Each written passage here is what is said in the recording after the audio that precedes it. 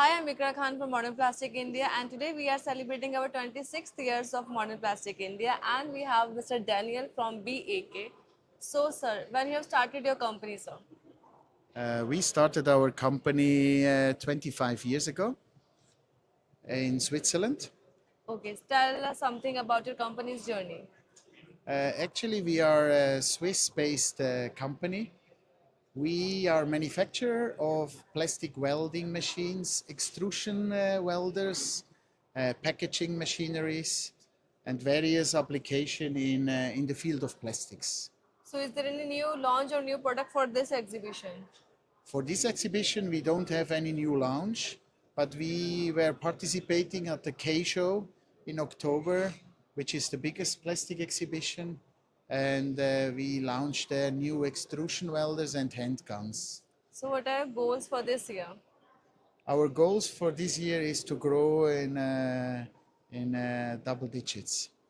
What is the range of your product? Our range of products are hot air guns, plastic extruders, hot air blowers, air heaters, and wedge welding machines.